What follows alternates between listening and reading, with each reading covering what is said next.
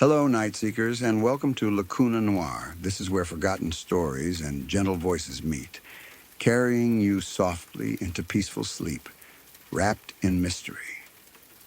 Before tonight's stories begin, I'd love to know, where in the world are you listening from? Drop a comment below and let me know. And a little note before we begin. You may notice a few brief ads in the first 10 minutes, but after that, the rest of the video is completely ad-free. Just you, the silence, and the stories. So settle in, get comfortable, and let the night carry you. If you're drawn to these quiet, shadowed nights, don't forget to like, subscribe, and tap the bell so you never miss a story when darkness calls.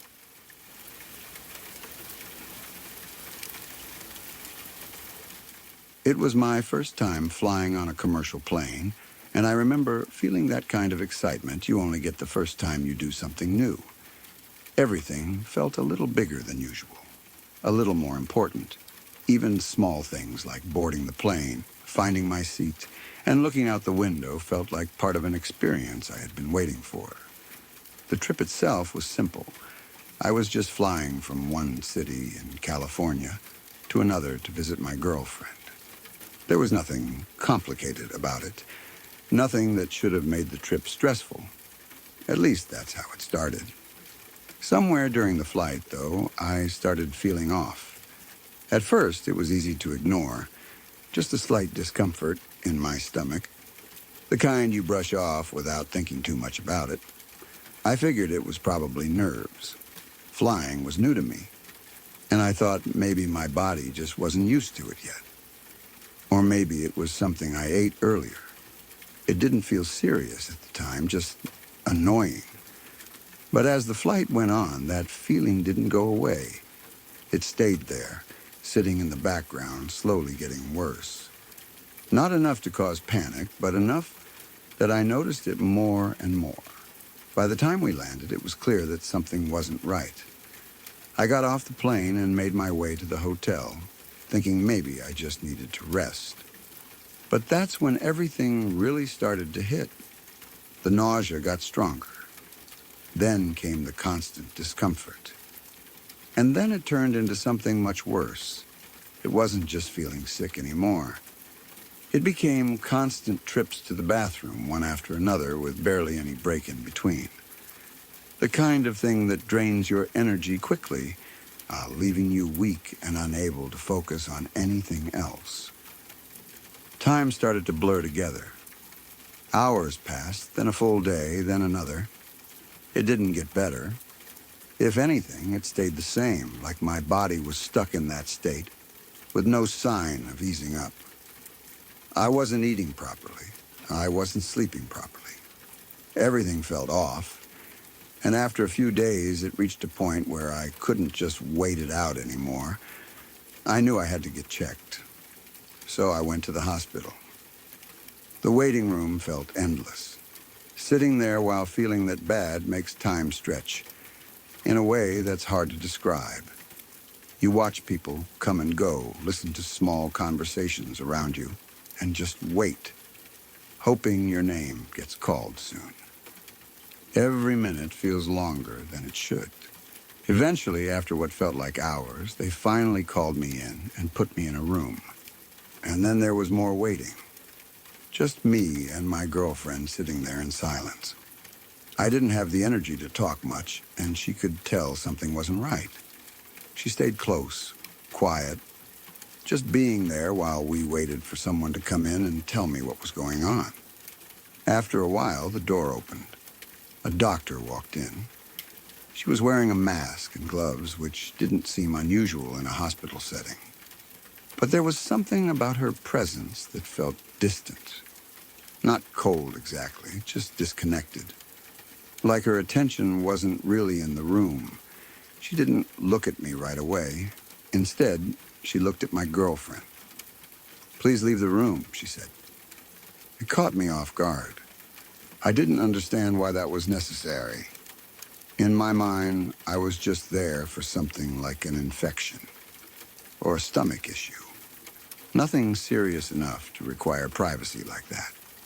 so I spoke up. No, she can stay. It's okay. The doctor didn't respond to me. She just looked at my girlfriend again and repeated herself. I think you should leave. There was something about the way she said it that changed the feeling in the room. It wasn't aggressive, but it wasn't casual either. There was a kind of weight behind it that made everything feel tense all of a sudden. I looked at my girlfriend, then back at the doctor. Can you just wait outside for a minute? I said. She hesitated for a second, clearly unsure, but then she nodded and stepped out of the room. The door closed behind her, and the second it did, everything shifted. The doctor finally turned her attention to me. You have HIV. She said it just like that. No build-up, no explanation, no pause. Those words landed immediately. It felt like the air had been pulled out of the room. My brain didn't process it right away. There was a moment where everything just froze, like time had stopped, and then suddenly everything rushed in at once. That's not possible. That doesn't make sense. I got tested. I know I got tested. I can't have that, I said, almost without thinking. I got tested before being with my girlfriend. I was clean. She didn't react to what I said. She didn't explain anything. She just repeated it. You have HIV. Still distant. Still not really looking at me. That's when the panic started to build. It wasn't loud. I wasn't yelling or anything like that. It was internal. Tight. My chest felt heavy. My heart started beating faster. And my thoughts began looping over themselves, trying to find some way this could be wrong. I looked down at my hands. They were sweating, not slightly. Actually sweating. And that's when it hit me in a deeper way. Not just as words, but as something that might actually be real. In those few seconds, my mind started racing ahead, thinking about everything that would change. My life, my relationship, everything shifting into something I hadn't prepared for. I can't, I said again. I got tested. I know I did. The doctor flipped through a page, still not meeting my eyes. Then she asked for my name. I told her. And for the first time since she walked in, she looked up. Her eyes met mine, and something changed. I'm so sorry, she said. I have the wrong chart. Just like that. You have strep throat and laryngitis. The silence that followed felt just as heavy as the one before, but in a completely different way. It's hard to describe what that moment felt like. It was like my entire world had just shifted into the worst possible version of reality, and then instantly snapped back. In those few seconds, I had already started imagining everything that diagnosis meant, the consequences, the conversations I would have to have, the way my life would change. And then it was gone, replaced with something else entirely, relief, but not the normal kind. This was overwhelming, almost disorienting, like my body didn't know how to handle the sudden shift from panic to safety. My heart was still racing, my hands still felt tense, and my thoughts were still catching up with what had just happened. It felt like the world had ended and then restarted in under a minute.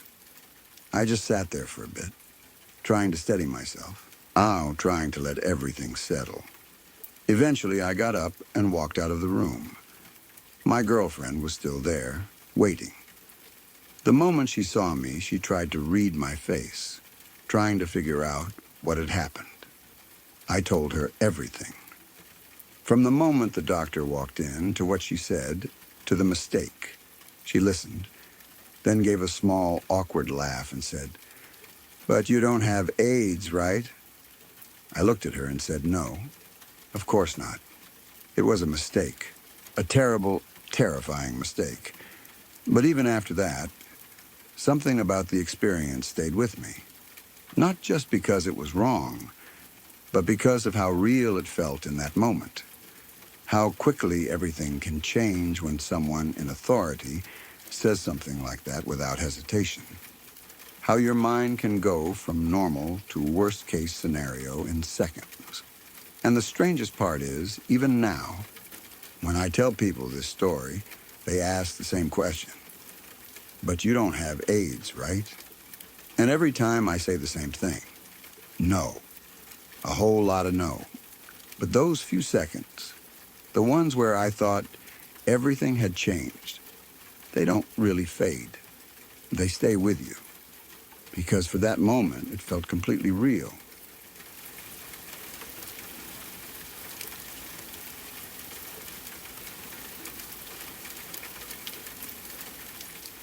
When she talks about it now, even after so many years have passed, there is still a strange weight that comes with the memory.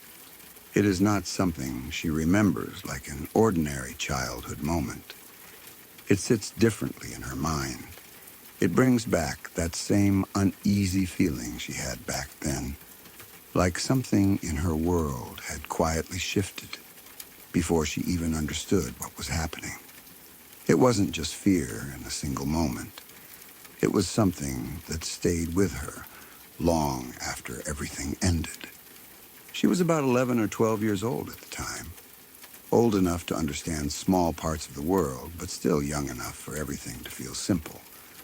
Life had a small shape back then. Her days were predictable.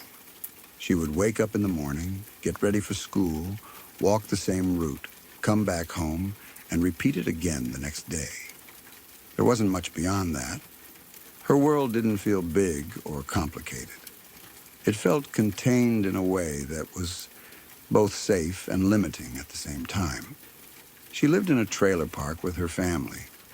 It was one of those places where life felt quiet in a very specific way. People knew each other enough to recognize faces, but not enough to really know everything about each other. There was always some distance, even between neighbors. Everyone had their own routine, their own space, their own small world inside the larger one. Most days passed without anything unusual happening. In the mornings, the neighborhood had a familiar rhythm. Kids would leave their homes and gather in small groups, walking together toward the bus stop. Adults would head off to work or stay behind, starting their day in their own ways. The sound of footsteps on the pavement, the occasional greeting between neighbors, the distant noise of cars leaving the park, all of it created a background that felt normal and steady. It was the kind of environment where nothing seemed out of place because everything followed the same pattern every day. Her bus stop was not far from her home. It was just down the street, close enough that she could walk there in a few minutes with the other kids from the neighborhood. Every morning, she would meet the same group, mostly girls her age, sometimes a few younger or older children, depending on the day. They would stand together waiting for the bus, talking about school, teachers, homework, or completely random things that made sense only to children. Sometimes they would laugh about something small. Sometimes they would just stand quietly, half awake, waiting for the day to begin. At that time, nothing about it felt unsafe. In fact, it felt like one of the most ordinary parts of her day. The bus stop was near houses, and people were usually around. Windows were open, doors would sometimes be unlocked while people moved in and out. And there was always a sense that nothing bad could really happen in a place like this. That was how it felt in her mind back then. Simple, predictable, protected by familiarity. But that feeling did not stay the same forever. At first, it began in a way that didn't feel clearly dangerous. It was more like a small discomfort that she didn't fully understand. One morning, while standing at the bus stop with the other kids, she noticed something unusual in one of the nearby trailers. There was a man standing inside near the window. He wasn't outside. He was behind the glass looking out toward the street. At first, she didn't think much of it. People look out of windows all the time. It's normal behavior. Adults often stand near windows while drinking coffee or checking outside. It didn't immediately register as something strange, but something about the way he stood there stayed in her mind for a second longer than it should have. It wasn't casual.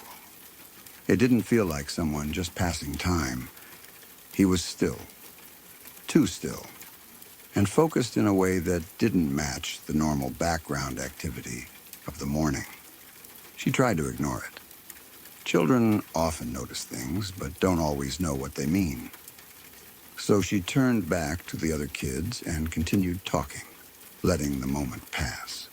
But even as the bus stop routine continued, a small part of her attention kept drifting back toward that window without her fully realizing it. The next morning, she saw him again. Same place, same position, standing at the window, watching. This time, she paid a little more attention. She wasn't sure why. Something about the repetition made it harder to dismiss. It wasn't just a coincidence anymore. It felt like he was there on purpose, waiting. And then she noticed something in his hands, a camera. At first, she wasn't completely sure. It was small enough that it almost blended into the background. But once she focused on it properly, the detail became clear. He was holding it up near the window, pointing it outward toward the street, toward the bus stop, toward them. That was the first moment a strange feeling formed in her chest. Not full fear yet, but something close to confusion mixed with discomfort. It didn't make sense to her. Why would someone be taking pictures from inside their home while children were waiting for a school bus outside? She didn't say anything at first. She just watched quietly for a moment, then looked away, hoping maybe she had misunderstood. But the memory stayed with her. And then it happened again the next morning, and the next. It became a pattern. Every day she went to the bus stop, he was there. Always in the same window. Always watching in the same direction. And more often than not, the camera would appear again. Raised, pointed, clicking in moments she could not fully see, but somehow felt were happening. The discomfort slowly grew into something heavier. It was no longer just a strange detail in her morning routine. It began to feel like something that followed her, even when she wasn't directly looking at it. The bus stop, which once felt like a normal part of her day, started to feel different, less safe, more exposed. She began to notice other small things, too. How often she found herself glancing at the window without meaning to. How her conversations with the other kids became shorter. How she sometimes arrived at the bus stop with a feeling in her stomach that she couldn't explain. It was like a quiet awareness that something wasn't right, even though everything around her still looked normal. For about 2 weeks, this continued. 2 weeks might not sound like a long time, but for her, it felt stretched. Each morning carried the same uncertainty. Each afternoon, when she thought about the next day, the feeling would return. There was no clear explanation, no proof of anything wrong that she could fully describe, but the sense of being watched became harder to ignore. Eventually, she told her mother. It wasn't an easy conversation. She didn't have the right words to explain it clearly. She was still young, still trying to understand what she had been seeing. She simply described what she noticed. The man in the window, the camera, the fact that it kept happening every morning. Her mother listened carefully.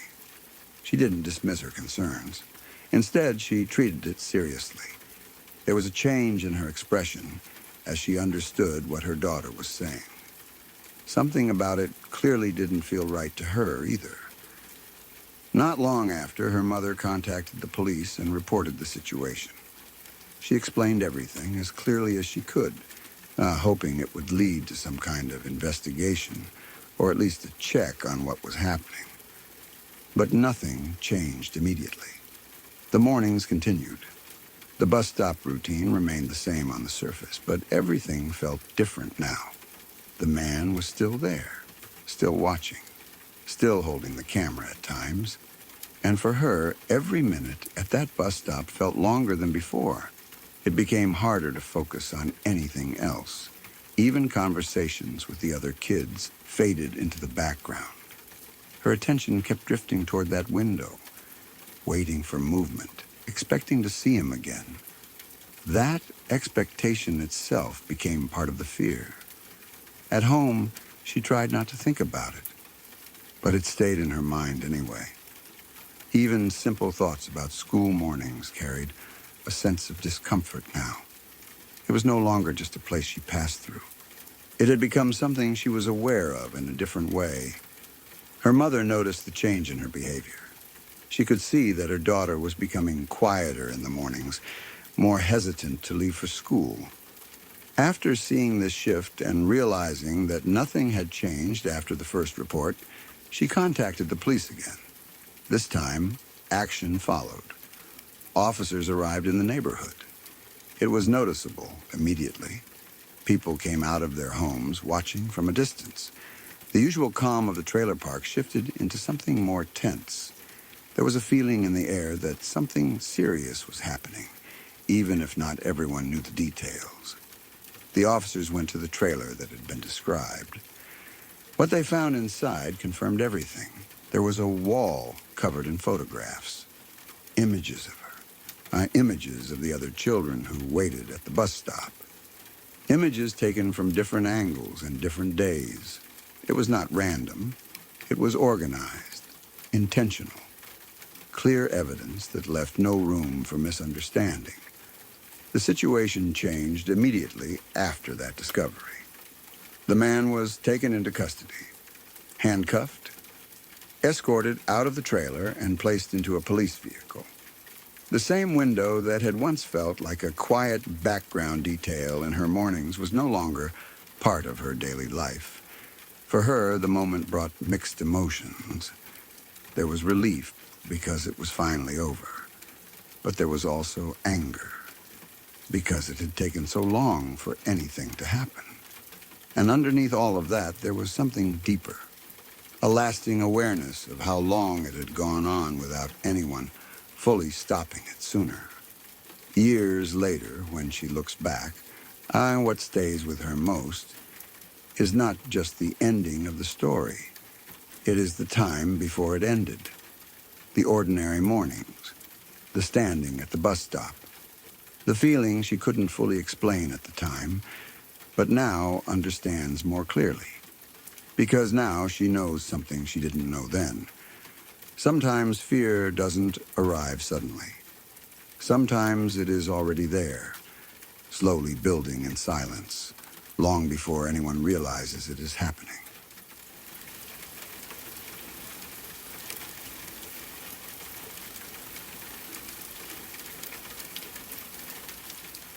When I was about 18, I read a collection of Lovecraft stories.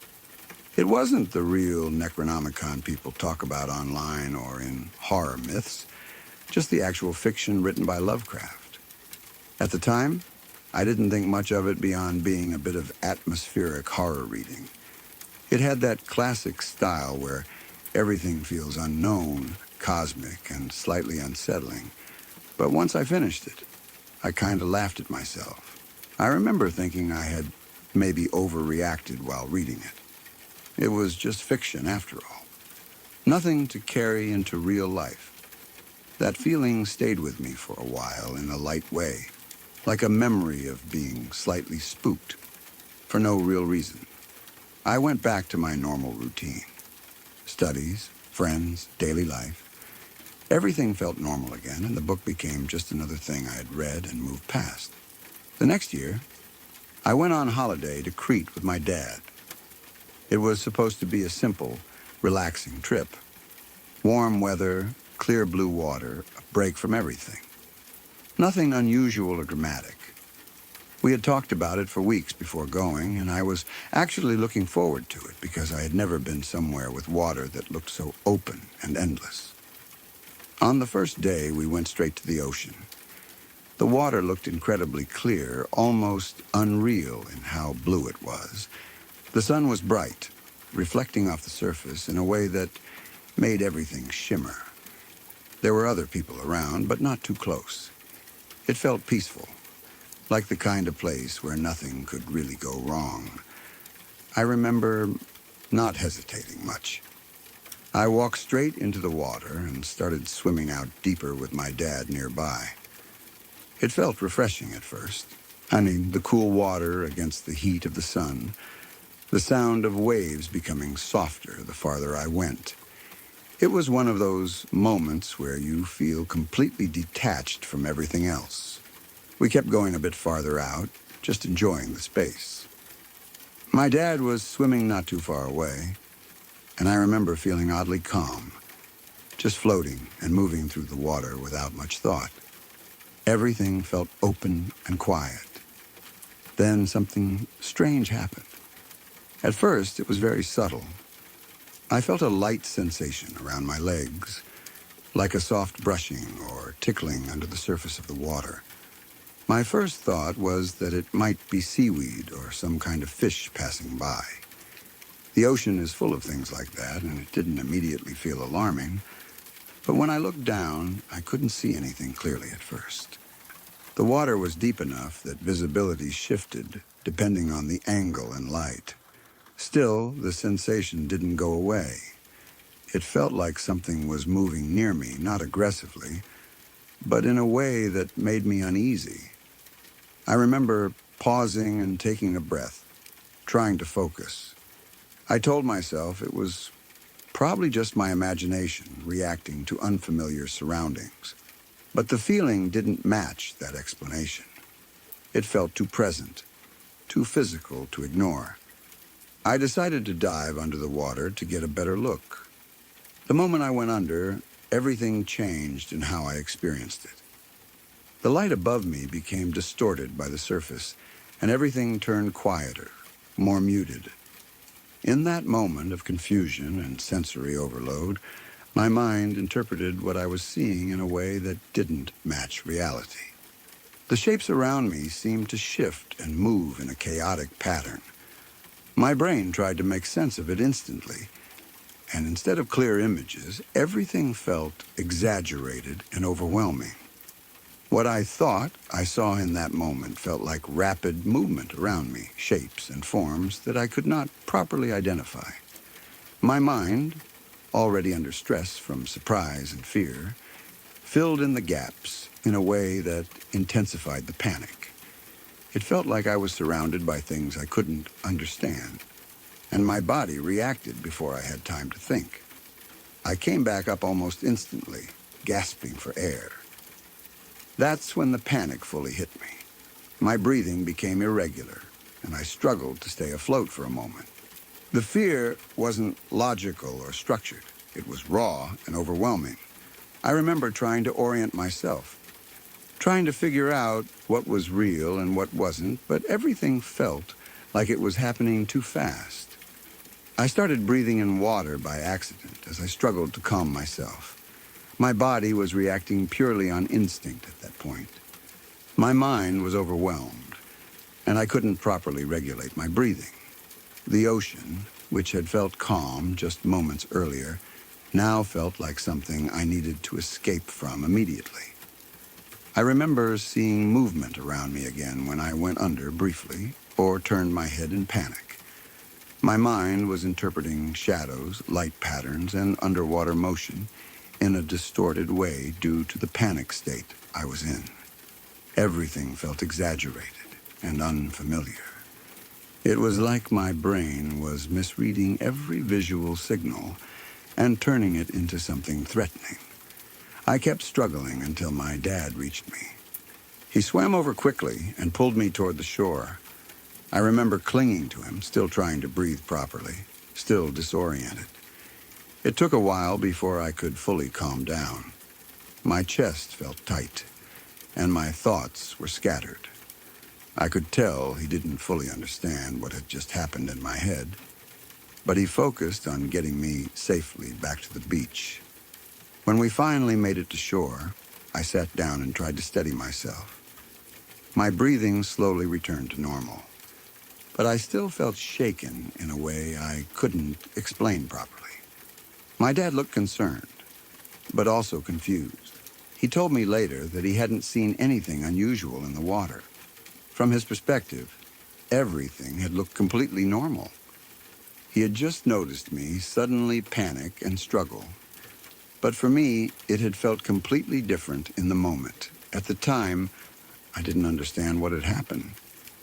I tried to make sense of it afterward by replaying it in my mind. I remember trying to connect it to things I had read before, especially the Lovecraft stories from the year before. Those fictional images of unknown creatures and deep ocean fear somehow resurfaced in my thoughts afterward, making the experience feel even more confusing in hindsight. For a while, I didn't have any real explanation for what had happened. It felt like something had gone wrong in my perception, but I didn't have the language to understand it properly yet. After returning from the trip, life continued, but the experience stayed in the back of my mind. Not as a clear memory of something external happening, but as a confusing moment where I lost control of my own perception and panic took over. Later on, things in my life started to shift in ways I didn't fully understand at first. There were moments where my thoughts felt unstable, where my emotions would swing more intensely than expected, and where I struggled to separate strong internal experiences from external reality. At the time, I didn't have clarity on what it meant. I just knew something felt different in how I was experiencing things. Eventually, I went through proper medical evaluation. That process was not simple or quick. It involved conversations with doctors, assessments over time, and discussions about patterns in my thoughts, emotions, and past experiences. It wasn't about one single moment or one single event. It was about understanding a broader pattern that had likely been developing for a while. That was when I was diagnosed with schizoaffective disorder. Hearing that for the first time was not easy. It reframed a lot of things in my life. Some memories that once felt confusing started to make more sense in a clinical way. It helped explain why certain experiences felt the way they did, including moments where my perception or interpretation of reality had become unreliable under stress or emotional strain. There was also a difficult emotional part of that realization. I started reevaluating past experiences, relationships, and decisions. There were times I questioned what was clearly real, what was influenced by my condition, and what had been misinterpreted during difficult periods. It wasn't a simple process. It took time to accept that some of the things I had believed or felt strongly about at different points in my life didn't always reflect objective reality. That realization affected how I saw my personal history. It changed how I understood certain interactions, emotions, and reactions I had in the past. It also created a period of adjustment where I had to rebuild a sense of stability in how I understood my own mind. But over time, things became more manageable. With support, treatment, and a better understanding of what was happening internally, I began to regain a sense of control and clarity. I learned to recognize warning signs earlier, to separate intense internal experiences from external reality, and to manage my condition in a way that allowed me to live more steadily. Looking back now, the moment in the ocean is not something I interpret in a supernatural or literal way. I understand it differently today. I understand it as a moment where panic, perception, and mental stress collided in a very intense environment, creating an experience that felt far more overwhelming than it actually was externally. What stands out to me now is not just that day itself, but how it connects to a larger understanding of my own mind over time. It wasn't one isolated incident that defined everything. It was part of a longer journey of learning what was happening within me and how to work with it instead of against it. I still think about that day sometimes, especially when I think about how unpredictable perception can be under stress. The ocean, which once felt like something frightening in that moment, is now more of a reminder of how powerful the mind can be when it is overwhelmed. I don't avoid it because of fear in the same way anymore, but I do have a respect for how quickly experience can shift depending on mental state. And more than anything, I've learned that understanding yourself properly takes time, sometimes much more time than you expect.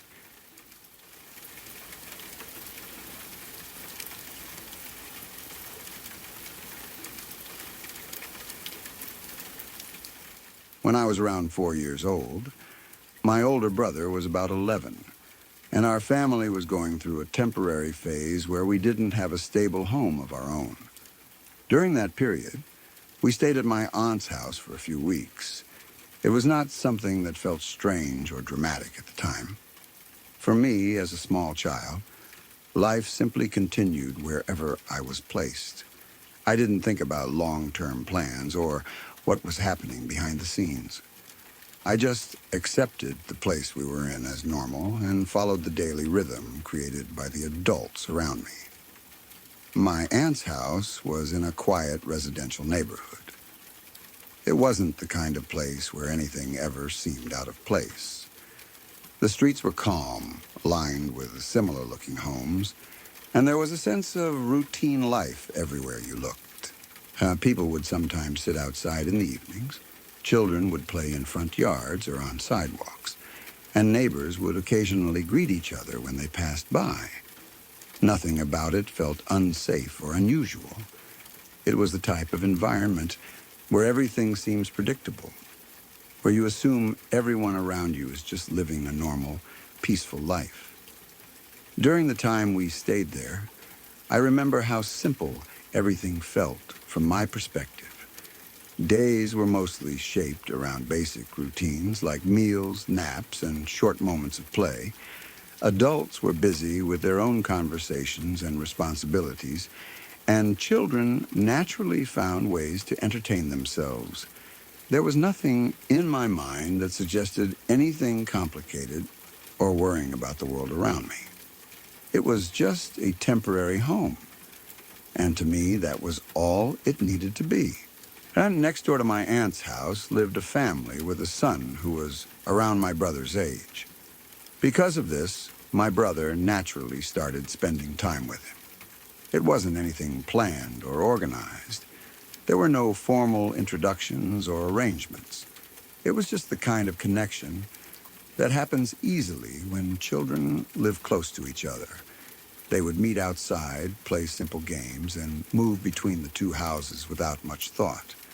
From what I remember hearing later, it was a very ordinary friendship, the kind that forms quickly during childhood and doesn't feel significant at the time.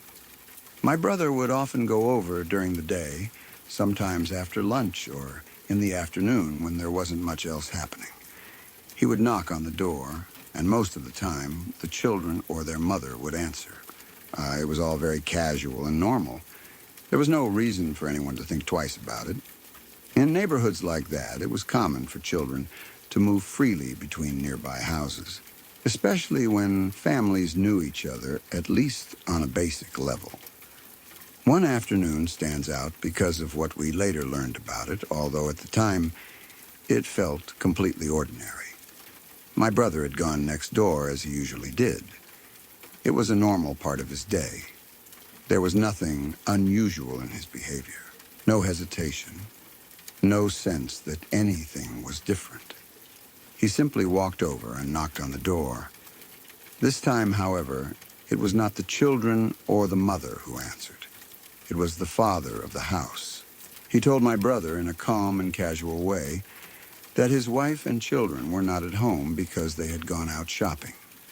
His tone was relaxed, almost friendly, as if nothing out of the ordinary was happening. He then invited my brother inside. He offered him something to drink, juice if I remember correctly, and suggested that he sit down for a while.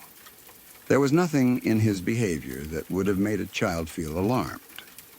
He spoke politely, asked simple questions, and carried himself like a normal neighbor being hospitable.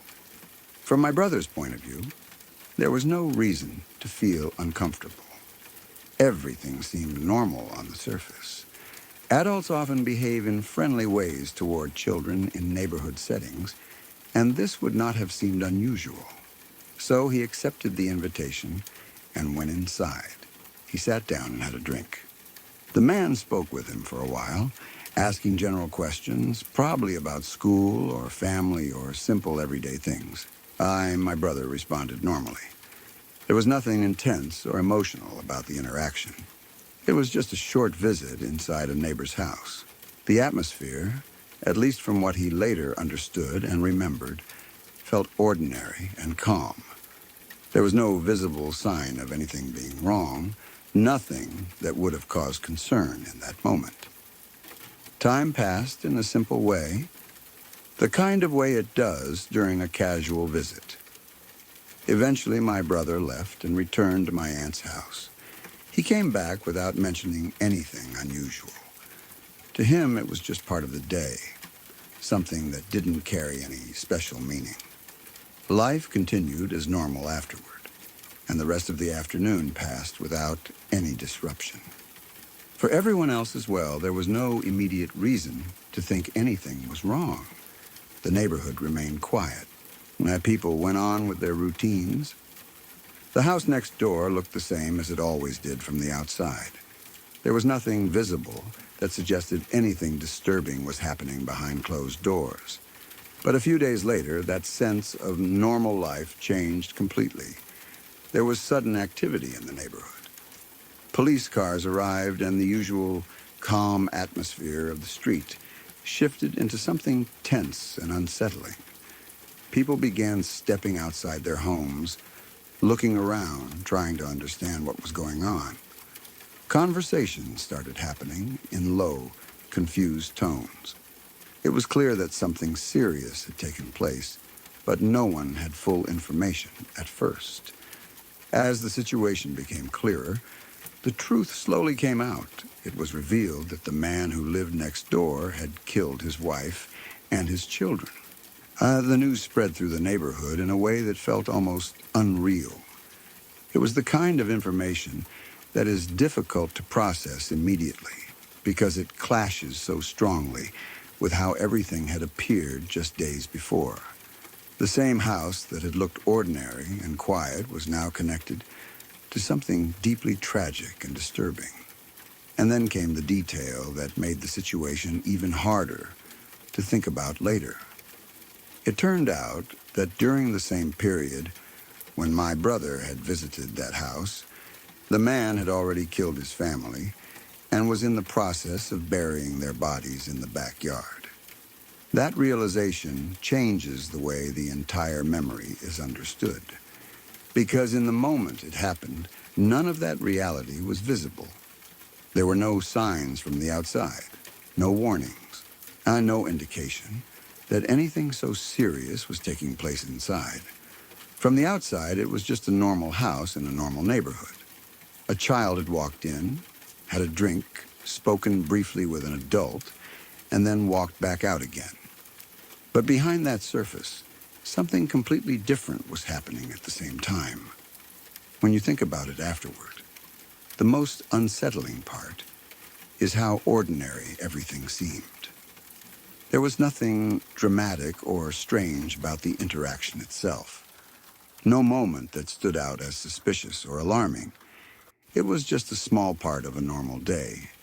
And yet, unknown to everyone involved, it existed alongside something unthinkable. It makes you reflect on how limited our awareness really is in everyday life. People move through spaces believing they understand them, believing that what they see is the full picture. A quiet street feels safe. A friendly neighbor seems normal. A casual conversation feels meaningless in the moment. But in reality, there is always more happening than what can be seen from the outside. For my brother, there was no awareness at the time that anything was wrong. He simply experienced a short visit, a drink, a conversation, and then he came home. There was no fear, no warning, no reason to think otherwise. Only later did that moment take on a completely different meaning when the truth about the house was revealed. Afterward, when the story was known, it naturally became something people thought about quietly. Not in a dramatic or emotional way every day, but as a lingering awareness in the background. The idea that something so serious had been happening at the exact same time as such a normal interaction is not easy to fully separate from once you know it. It also brings a strange sense of reflection about timing and chance. How small differences in timing can place someone in or out of a situation without any awareness. If the visit had been longer or shorter, if the timing had shifted slightly, the overlap between those two realities might have been different. These thoughts don't change what happened, but they naturally come when you look back on events like this. In the end, my brother left that house safely, unaware of anything happening behind the scenes. And that is the part that stays with you. Not because something happened directly to him, but because of how close ordinary life can come to something unthinkable, without any visible warning at all. It remains one of those memories that doesn't feel loud or dramatic in how it is told, but instead quiet and heavy in meaning. A reminder that everyday moments can exist right next to things no one would ever expect, and that most of the time, people only understand the full picture after everything has already passed.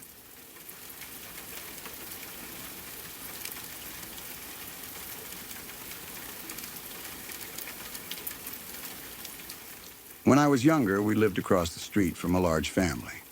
From the outside, they seemed like a completely normal household. The kind of family you would see every day without thinking much about them. The father, the mother, and their 5 sons all lived together in one house, and there was always some kind of activity going on. Kids coming in and out, noise in the evenings, and the usual signs of a busy home. Nothing about them stood out in any unusual way, at least not from what anyone on the street could see. At that age, I didn't really understand the deeper details of people's lives. A family was just a family to me. You see them, you recognize them, and that's it. You don't think about what goes on inside their home or what kind of struggles they might be facing. Everything just looks normal from the outside because that is all a child can really observe. The father of that house was someone I remember seeing around often. He seemed like a typical parent, someone managing a big household with several children. With 5 sons, there was always movement and energy coming from that home. Sometimes they would be outside playing. Sometimes the older boys would be helping with small things around the house. It looked like a busy but ordinary family life, the kind you don't question. Life in our street felt predictable. People would go to work in the morning, children would play outside in the afternoons, and evenings were usually quiet. Families might sit in their front yards or just stay inside with their routines. There was a sense of familiarity where you recognize faces even if you don't talk to them often. That was the environment we were living in at the time. Because of that, nothing prepared anyone for what eventually happened. It was one night when everything changed. At first, there was no warning, no unusual signs during the day, nothing that would make anyone think something was wrong inside that house. The family had been seen earlier like any other normal day. There was no visible disturbance, no indication of what was going on behind closed doors. But later that night, something tragic happened inside their home. The father gathered his family in the living room, and in a moment that shocked everyone who later heard about it, he took his own life using a firearm. It happened suddenly, He without any public understanding of what had been going through his mind before that moment. The details were not something people talked about openly at first because it was too heavy for the neighborhood to process. News like that doesn't feel real when you first hear it. It spreads slowly, through whispers and conversations between adults who are trying to understand something that makes no sense to them. When the truth became known, the entire street felt different. The house that once seemed normal suddenly became a place everyone looked at with silence. People would pass by more quietly. Some would avoid looking at it altogether. There was a heaviness in the air that wasn't there before, like the entire environment had changed overnight. But the most heartbreaking part of the situation was not just what had happened to the father. It was what it meant for the children. The 5 sons were left to deal with something that no child should ever have to process. Their lives, which had been ordinary just hours before, were suddenly broken into something completely different. Everything they understood about their home and their family changed in a single moment. And even though life continued for the rest of the neighborhood, for them, nothing would ever feel the same again. Children are deeply affected by experiences like that, especially when they are young. They don't just forget or move on easily. Things like that stay with them in ways that shape how they see the world. Safety, trust, and stability all become harder to understand after something so sudden and traumatic happens inside a home. In the days that followed, the atmosphere on the street felt different. There was a quiet sadness that hung over everything. People talked in low voices. Conversations often stopped when children were nearby. Adults didn't always know what to say because there are some events that don't have easy explanations. For a long time afterward, that house carried a kind of silence. Not an empty silence, but the kind that comes after something deeply upsetting has taken place. Even normal sounds from inside it felt different to those who remembered what had happened. What stayed with people most was the contrast between how normal everything looked before and how devastating the truth turned out to be. There were no visible warnings from the outside, no clear signs that something was going wrong. It was just a regular family living their lives across the street, the same as many others in the area. That contrast is what makes memories like this so difficult to fully understand even years later. The human mind naturally expects that serious things will come with signs, that you will be able to recognize when something is wrong. But life doesn't always work that way. Sometimes everything appears completely normal, right up until the moment it is not. As time passed, the neighborhood slowly returned to its usual rhythm. People continued their routines. Children played outside again. Life didn't stop because life rarely stops for any single event, no matter how painful it is. But for those who remembered that night, there was always a lingering awareness attached to that house. It was not something people openly discussed all the time, but it stayed in the background of memory. A reminder that even familiar places can hold moments of deep tragedy that are invisible from the outside. For me personally, even though I was young at the time, the story stayed in my mind as I grew older. Not in a sharp or disturbing way, but as a quiet understanding of how unpredictable life can be. When you are a child, you assume that homes are safe and stable just because they look that way. You assume that families are fine if they appear normal in public. But experiences like this slowly change that way of thinking.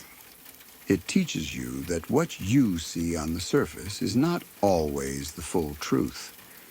People can be going through things that are completely hidden from everyone around them. A house can look peaceful while carrying pain that no one outside is aware of.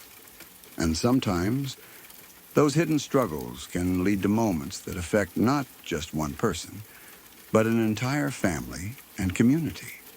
The children from that house had to grow up carrying something that most people can never fully understand. Their lives were shaped by an event they had no control over, something that happened in their own home and changed everything in an instant.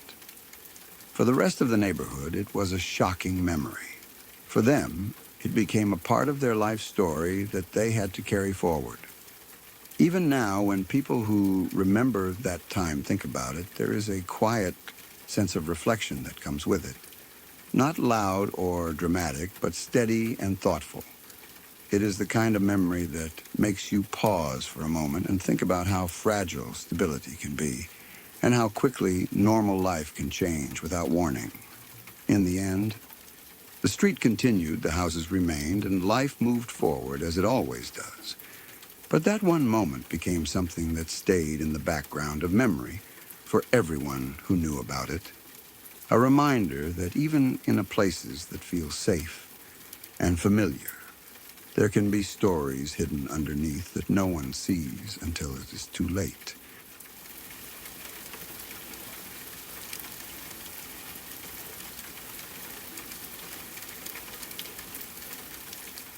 When I was about 9 years old, I remember spending a long summer afternoon at the school, just a short walk from my house.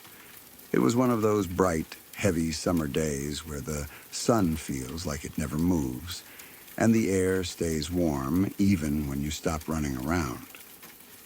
Kids in the neighborhood usually gathered there because it was familiar, open, and felt safe in the way childhood places often do when you don't question them yet. Everything about that day felt ordinary at first. The kind of memory that would normally fade into the background of childhood without standing out at all. I was there with a friend, and we were just passing time near the playground. There wasn't anything special happening. Some of the older boys were playing street hockey nearby, their sticks hitting the ground and the ball rolling fast across the pavement. We were mostly just watching and talking, doing what kids do when they don't have a plan and don't need one. The school building was behind us, and the parking lot was off to the side, partly hidden from where we stood. It felt like a normal, safe environment where nothing unexpected ever really happened. At some point, one of the boys playing hockey called out my name.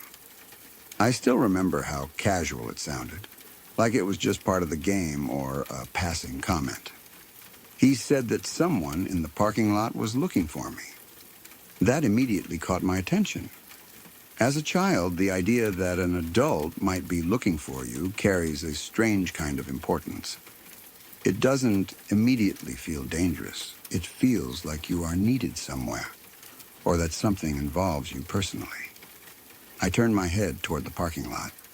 From where I stood, I couldn't see everything clearly because the school building blocked most of the view, but I could make out the shape of an old van parked there.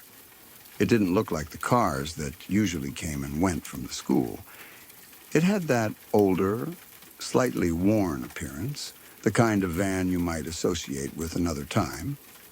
I don't remember noticing it earlier that day, which is part of why it stayed in my mind even then, though I didn't fully understand why. For a moment, I just stood there trying to process what I had been told. It didn't feel alarming. If anything, it felt a little confusing and curious. I didn't ask many questions. At that age, you often don't pause to analyze things deeply, especially when the message seems simple and directed at you. I remember thinking that maybe it was someone who knew me, or someone from the school, or some kind of harmless misunderstanding that I would quickly resolve by just walking over and seeing what it was about. So I started walking slowly in the direction of the parking lot. I wasn't running or rushing. There was no fear in my body at that moment, only a mild sense of curiosity. I think that is something I only fully understand now, looking back. Children don't always interpret situations through danger. They interpret them through relevance. If something's about you, you go toward it. That's what I was doing without thinking much about it, but I didn't get very far. Before I reached the parking lot, someone else stepped into the situation. The mother of one of the other children had come looking for her son. She must have noticed movement or something that didn't look right from a distance, because she approached quickly. I remember her asking me what I was doing, her tone direct but not unkind. I told her exactly what I had been told, that a man in the van was looking for me. The change in her reaction was immediate. It wasn't gradual or uncertain. It was as if something clicked for her in an instant that I did not yet understand. She didn't stop to discuss it or look around for confirmation. She simply reached out, took my hand, and turned me away from the parking lot. There was a firm urgency in the way she moved, a kind of protective certainty that I only recognize now as adult instinct responding to risk. As she pulled me away, I remember something else happening almost at the same time. The van that I had been walking toward suddenly started moving. It didn't slowly reverse or casually leave. It pulled out quickly, almost abruptly, and drove away from the area. The timing of it stayed with me. It felt like everything shifted in the moment. Attention was drawn toward it, as if the situation dissolved as soon as another adult became involved. At the time, I didn't fully understand what that meant. I just remember watching it leave and feeling a strange mix of confusion and emptiness, like something had been interrupted without explanation. There was no confrontation, no conversation, nothing clear enough for a child to label as important. It simply ended, just like that. The woman then walked me back toward my home. I don't remember much of what was said during that walk. I think there may have been some brief questions, but mostly I remember silence. Not an uncomfortable silence, but a serious one. The kind of silence adults carry when they are thinking about something a child doesn't yet understand. I remember looking at the ground as we walked, trying to make sense of why everything suddenly felt different when nothing had actually happened from my point of view. When I got home, I told my parents what had occurred. Their reaction was very different from mine. They didn't treat it like a small or strange coincidence. Instead, it immediately became something serious. I didn't understand the full reason at the time, but I remember that after that day, I wasn't allowed to go out on my own for the rest of the summer. That restriction frustrated me deeply. To me, nothing had actually gone wrong. I hadn't been harmed. I hadn't even reached the van. So from my perspective as a child, the reaction felt unfair and unnecessary. For a long time, I held on to that feeling of confusion. It didn't make sense to me why such a simple moment had led to such a strong response from adults. I continued thinking about it occasionally, but mostly I moved on with childhood as children do. Other memories replaced it, and life kept going. It wasn't until years later, when I was much older and able to understand behavior and intention in a more complete way, that the memory began to take on a different shape. Looking back as an adult, I started to see details that I had not fully processed at the time. The fact that the message came through another child. The fact that the person in the van did not approach directly. The fact that I was being called away from a public, visible space toward something more isolated. These pieces began to form a pattern that I now interpret very differently. What stands out most to me now is how ordinary everything looked on the surface. If someone had passed by that school that day, they would have seen nothing unusual at first glance. Children playing, a game of street hockey, a parked vehicle that might not have drawn attention, and a child walking slowly across a familiar space. Nothing dramatic, nothing obviously wrong, and yet underneath that normal appearance, something was not right. I also think a lot about the mother who intervened. At the time, I didn't understand her urgency or why she reacted so strongly. I thought she was simply stopping me from doing something unnecessary or confusing. But now I realize that her reaction was likely based on experience, awareness, and instinct. She saw something that didn't fit, even if it was subtle, and she acted immediately without waiting for confirmation.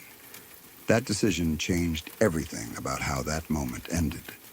Even now, what stays with me is how close the situation came to going in a very different direction without anyone realizing it in time. I didn't recognize danger because nothing obvious was shown to me as danger. It was quiet, indirect, and easy to misunderstand.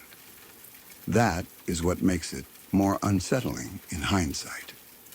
It didn't look like something serious until someone with more awareness stepped in. There is also a part of the memory that will always remain uncertain. I will never know exactly who was in that van or what the intention truly was. That lack of closure is part of why the moment stays in my mind even now.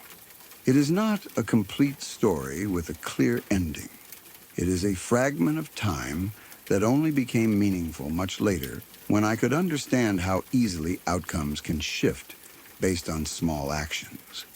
Looking back, I realized that what happened that day wasn't defined by what occurred, but by what was prevented.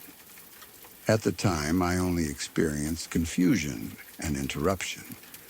I didn't experience the full weight of what might have been happening. But with age and understanding, I can now see how fragile that moment was and how much depended on someone noticing something I couldn't see. In the end, it remains one of those childhood memories that becomes clearer with distance. Not because it was understood at the time, but because understanding came slowly later, shaped by experience and perspective. What once felt like a confusing interruption now feels like a moment where things could have gone very differently, and didn't, for reasons I am quietly grateful for even now.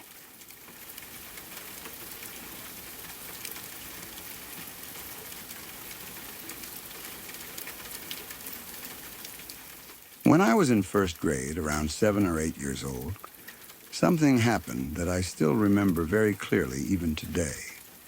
It was just an ordinary school day, the kind that feels simple and predictable when you are that young.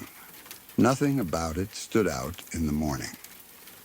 I went to school like usual, spent my day in class, and by the time the bell rang, I was already thinking about going home the same way I always did. I used to walk home on my own most days. It was normal for me, and I was comfortable with it. My routine never really changed. If someone was going to pick me up, it would usually be my mother. That was just how things worked in my family. So I never expected anything different, and I never had a reason to think otherwise. When the school ended that day, I left the building like I always did. The area around the school felt familiar in every way. There were other children around, some laughing and talking loudly, some waiting for their parents, and some already walking away in different directions. It was the kind of scene that repeats itself every day, where nothing feels out of place and your mind is completely relaxed. I was just blending into that normal flow, walking out like any other day, when something unexpected happened. A man approached me and stopped me. At first, I didn't think much of it. Adults sometimes talk to children near schools for harmless reasons, and I didn't immediately feel alarmed. But then he said something that made me pause completely. He said, "Elixir, your dad sent me to get you." Hearing my name made me stop for a moment. When you are that young, hearing a stranger use your name feels strangely important. It grabs your attention in a way you don't fully understand. But at the same time, the sentence itself didn't make sense to me. My father had never arranged anything like that. And in our routine, if anything ever changed, it was always my mother who would come for me. so what he was saying didn't fit with anything I knew about my life. I remember looking at him and asking, "My dad sent you?" I said it calmly, but there was confusion in my voice. I wasn't being rude or defensive. I was simply trying to understand if what I heard was actually correct. At that age, you try to process things slowly, especially when something doesn't match your normal experience. He responded quickly. He said something like, "Yes, your dad, the very specific job." Even as a child, that answer didn't make things clearer. In fact, it made everything more confusing. The way he spoke didn't feel connected to anything familiar. There was no detail that made sense to me, no explanation that matched how adults in my life usually communicated. It felt off in a way I couldn't properly describe, even then. I didn't stand there thinking for long. I didn't ask more questions. I didn't try to figure it out. Something inside me shifted very quickly, even if I couldn't explain it at the time. It wasn't a logical decision. It was more like a sudden feeling that told me I shouldn't stay there. And without fully understanding why, I turned around and started running. I ran as fast as I could. I didn't look back. I didn't stop to see what he would do next. I just moved. It felt like my body reacted before my mind caught up. There was no plan, no thinking process, just a strong instinct pushing me forward. I kept running until I reached my home. When I got there, I remember feeling a mix of relief and confusion. I was safe, but I didn't fully understand what had just happened. It didn't feel like a dramatic event in my mind at that moment. It just felt strange, like something that didn't belong in my normal day. My mother was at home, and I told her everything right away. I explained how a man had stopped me, what he had said, and how it had made me uncomfortable enough to run home. As I was speaking, I could see her expression change immediately. She didn't treat it like something minor or uncertain. She didn't ask me to ignore it or brush it off. She became serious in an instant, and I could feel the shift in the atmosphere in the house. Without wasting time, she called the police. After that, things moved very quickly into a more serious direction. Adults started discussing it in a tone I wasn't used to hearing. I didn't understand all the details, but I could tell that what I had experienced mattered more than I realized. It wasn't just a random encounter anymore in their eyes. It was something important enough to report and investigate. In the following days, my routine changed completely. My mother started walking me to school and picking me up herself. I no longer walked alone. At that age, I didn't question it deeply. I just accepted it as a change in how things were done. But I could still sense that it wasn't just a simple adjustment. It was a response to something serious. As time passed and I grew older, I started to understand the situation more clearly. When I was 7 or 8, I only knew the basic parts of the story. A man had spoken to me, I had felt uncomfortable, and I had run home. That was the extent of my understanding back then. But later, with age and awareness, I began to realize how easily that moment could have turned out differently. If I had believed him without question, or if I had decided to follow instead of running, the outcome could have been something entirely unknown. What still stands out to me most is how normal everything looked at the beginning. There was nothing about that day that felt unusual or dangerous. It was just another school day ending like every other. That is what makes the memory so unsettling in hindsight. Nothing around me suggested anything was wrong, and yet something clearly was. I also think about the decision I made in that moment to run. At the time, it didn't feel like a decision at all. It felt automatic, like something inside me reacted before I could think it through. Looking back now, I understand how important that reaction was. It changed everything.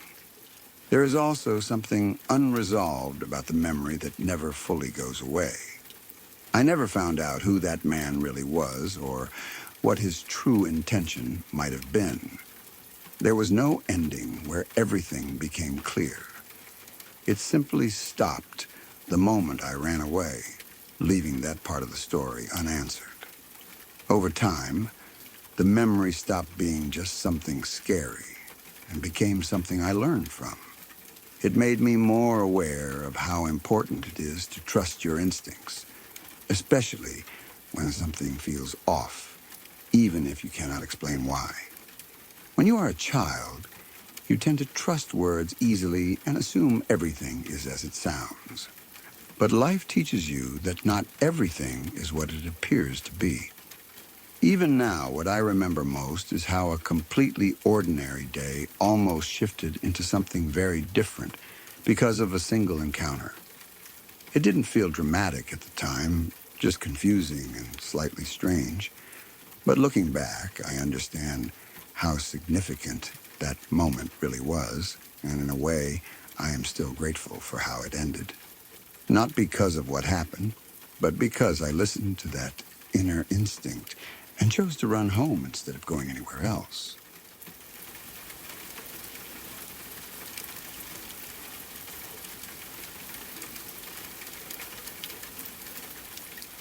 When I was 12 years old, something happened that still sits clearly in my memory, almost like it is stored in a part of my mind that never fades. It is not something I think about every day, but when it does come back, it feels just as real as it did in that moment. It was one of those situations that seemed completely normal at first, the kind of ordinary day that doesn't stand out while it is happening. Only later do you realize how different things could have been if even one small detail had changed. That day, I was at the emergency room with my mom.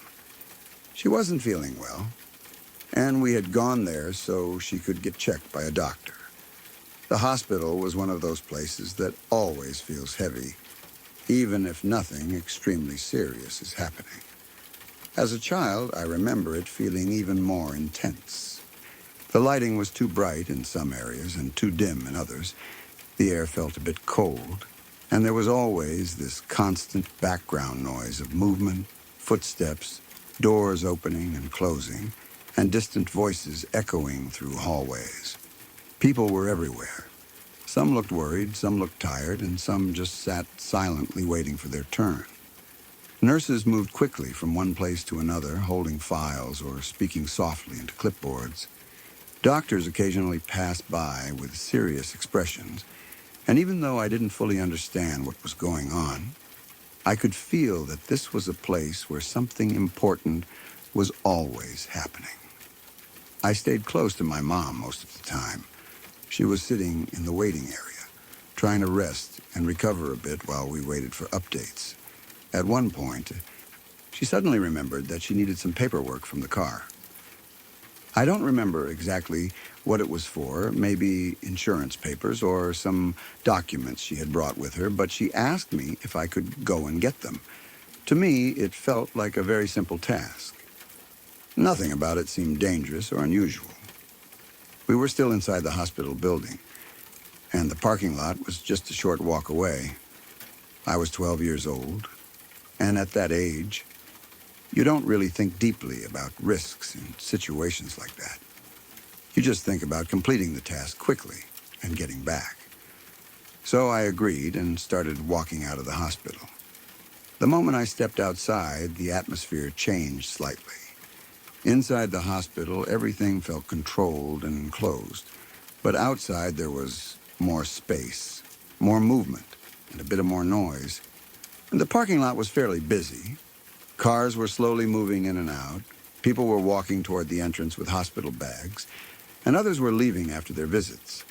It had that typical hospital parking lot feeling where everyone seems focused on their own purpose, not really paying attention to anything else. I remember the sun was not too strong that day, but the light outside felt sharper after being inside for a while. I didn't feel nervous at all. In fact, I felt quite normal, even slightly independent, like I was trusted with an important little responsibility. I just needed to find our car, grab the papers, and go back inside. As I was walking, I was thinking about nothing in particular. Just small things a child might think about, like getting back quickly so my mom wouldn't have to wait too long. I remember scanning the rows of cars, trying to recognize ours. Then, suddenly, I heard voices from a distance. At first, I didn't really pay attention. The parking lot had many sounds, so it didn't stand out immediately. But then I noticed the tone. It was sharper, more urgent than normal conversation. I turned my head slightly and saw a group of women standing outside the hospital entrance area. They were looking in my direction. One of them was waving her hand slightly, and all of them looked tense. Their voices were raised, and even though I couldn't hear every word clearly, I started picking up fragments. It took a few seconds for my mind to connect what they were saying. "What are you doing? Hey, stop! Stay away from that little girl!" Those words should have meant something to me immediately, but they didn't. I think my brain simply didn't process that they were talking about me. I was too focused on my task, too focused on finding the car. I remember feeling slightly confused, but not alarmed. It was like hearing background noise that didn't belong to me. So I kept walking. That part still feels strange when I think about it now. Even though people were clearly trying to warn someone, I didn't understand that I was the reason. I didn't feel like anything was wrong. I just continued forward, moving between cars, looking for the familiar shape of our vehicle. When I finally found it, I remember feeling a small sense of relief. I went closer, checking where my mom might have kept the papers. Everything still felt normal. The world around me hadn't changed in my mind. It was just a simple errand, nothing more. Yeah, but then something shifted very quickly. As I stood there near the car, I paused for a moment and looked around again. That is when I saw my mom. She was walking toward me from the direction of the hospital entrance. And behind me, just a few steps away, I suddenly noticed a man. I hadn't seen him approach. I don't know how long he had been there, but in that moment, it felt like he appeared out of nowhere. He was closer than I expected. And the moment I became aware of him, something inside me changed. It was not full fear, but a sudden alertness, like my mind had finally caught up to something it had missed earlier. At the same time, my mom also saw him. I still remember her expression very clearly. It changed instantly. There was no confusion on her face, no hesitation, no delay in understanding. It was immediate focus. The kind of look a parent gets when something does not feel right about a situation involving their child. She walked directly toward us, faster than before, her attention completely locked onto the man. She asked him straight away what he was doing. The man tried to respond quickly. He said something about just wanting to ask me for a ride. Even at 12 years old, I remember thinking how strange that sounded. It didn't make sense in that environment. A hospital parking lot, a child alone, and a stranger asking for a ride from a kid. It didn't fit together logically. My mom didn't pause to think about it. Her voice changed immediately, becoming firm and sharp. She looked at him directly and said something like, "Does she look old enough to give you a ride?" There was no aggression in her tone, but there was complete authority. No uncertainty at all. Just protection, clear and immediate. For a second, everything felt still. The man didn't argue further. He didn't try to explain again. He didn't push the situation. Instead, he took a step back. Then another. It was as if he suddenly realized the situation was no longer in his control. Within moments, he turned away and quickly walked off, disappearing between the cars and people in the parking lot. Just like that, the situation ended. But for me, it didn't fully feel like it ended at that moment. I stood there for a few seconds, trying to understand what had just happened. My mind was still catching up. I looked at my mom, then at the direction the man had gone, and then back at the parking lot where everything looked completely normal again. Cars were still moving. People were still walking. The world had not changed, but something in me felt different. I didn't fully understand the seriousness of it at that age.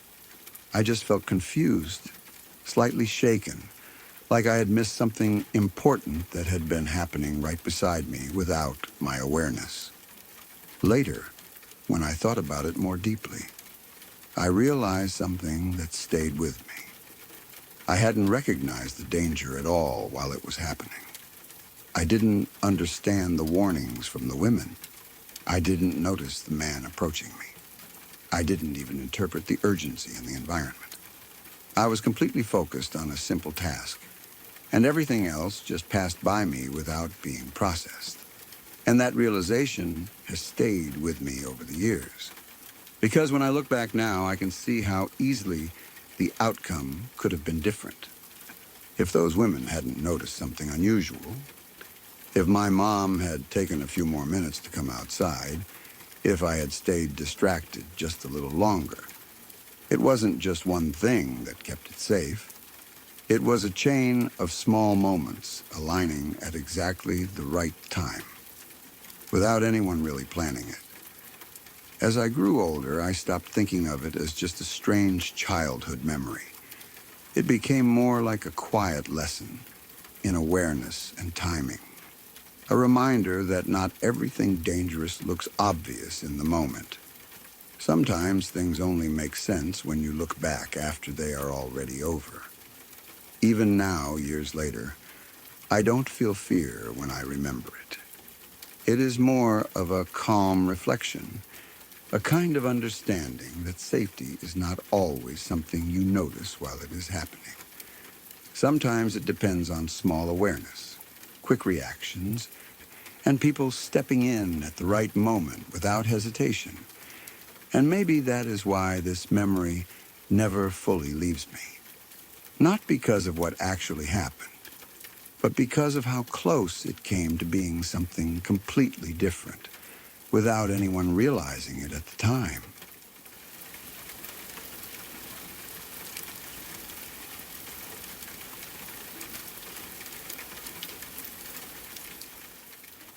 When I interviewed her, she told me something she said she had never really been able to shake.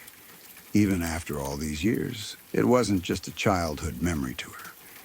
It was the kind of experience that changes the way you think about fear, safety, and even your own imagination. She said it started when she was around 10 years old. At that age, she had trouble sleeping at night. It wasn't unusual childhood restlessness or just staying up too late. It was something deeper, a constant feeling that she wasn't alone in her room once the lights went out. She described it as a sense of being watched, even when everything was still and quiet. Her imagination, like many children's, filled in the gaps that darkness creates. And in her mind, she began to believe that the boogeyman was real, not as a playful idea or a story adults use to scare kids, but as something physically present in her house. In her mind, it lived in her closet. Every night felt the same to her. She would go to bed, try to fall asleep, and then slowly become more aware of the silence around her. The room would feel bigger than it was during the day. Shadows would seem deeper. And eventually, her attention would always drift toward the closet door. It was a normal wooden closet door, the kind most kids have in their rooms. But to her, it became the center of everything.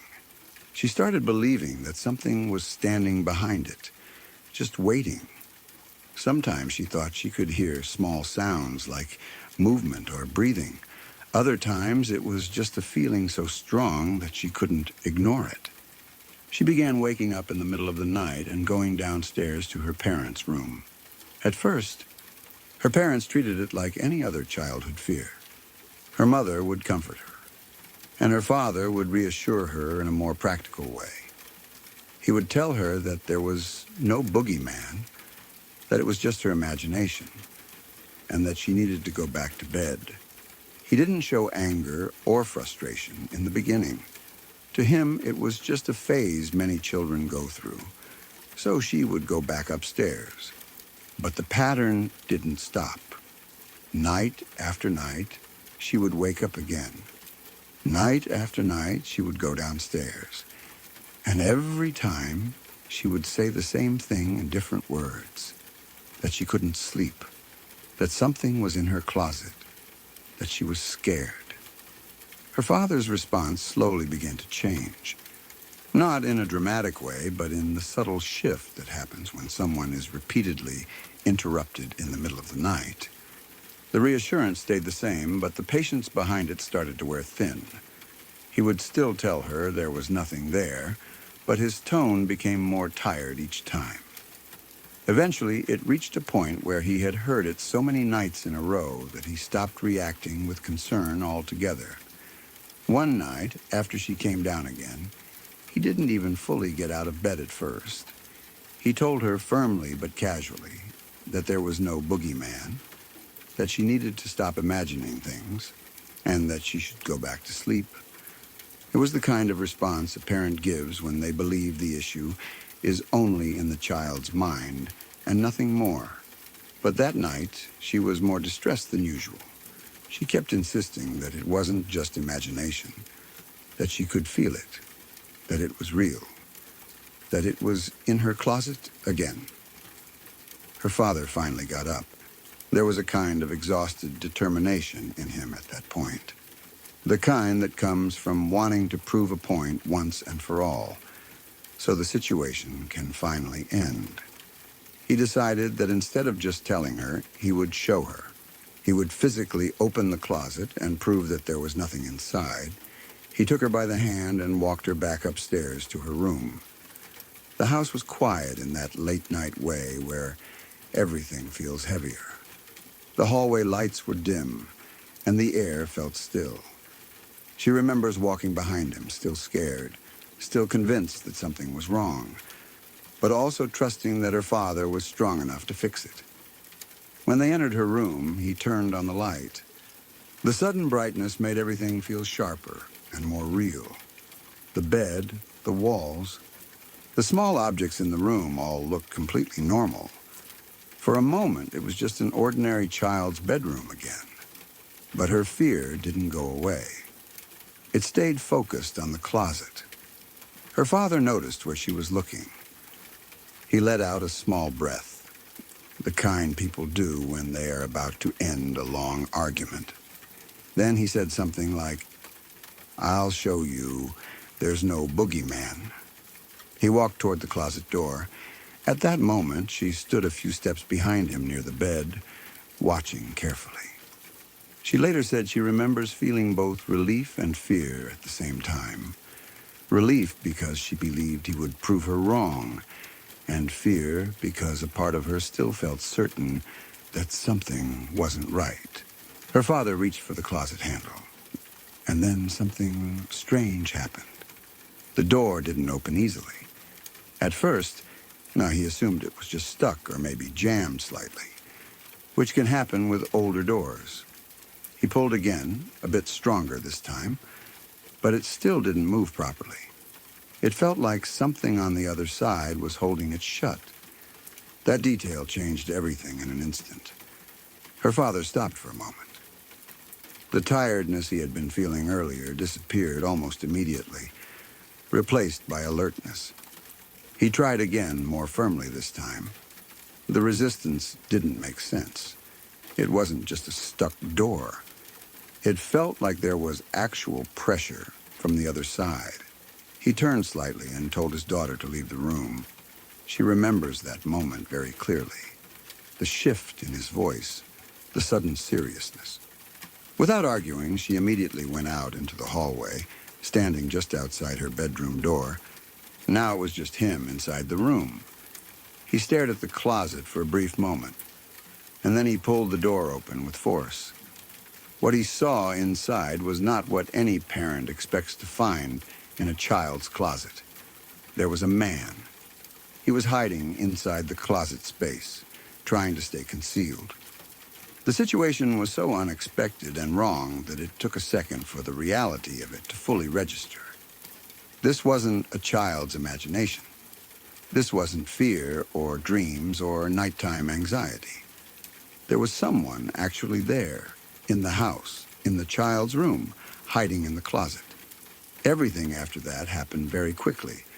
Her father reacted immediately, driven by shock and anger.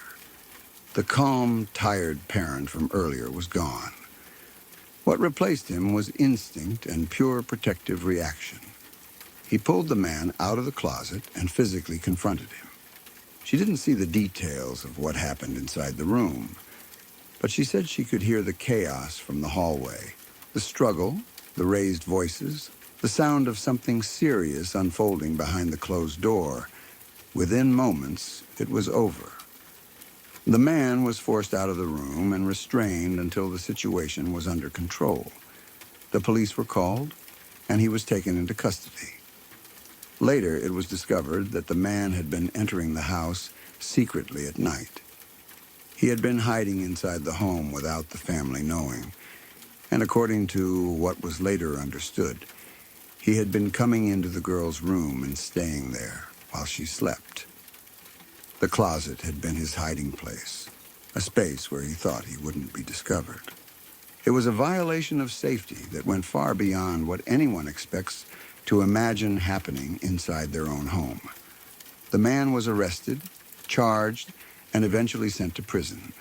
For the girl, the experience didn't end when the police left or when the house became quiet again. The fear she had felt before suddenly took on a completely different meaning. What she had believed was a childhood fear of monsters turned out to be something real, something far more disturbing than her imagination had ever created on its own. The closet, the sounds, the feeling of being watched, it all had a real source. And that realization changed how she saw fear forever. She told me that for a long time after that night, she couldn't look at closed doors the same way. Even simple things like dark rooms or quiet houses felt different. Not because she was constantly afraid, but because she now understood that sometimes fear is not just something your mind invents. Sometimes it is your mind noticing something before you can explain it. What stayed with her father, she said, was something different. It was the memory of how easily he had dismissed her fear at first.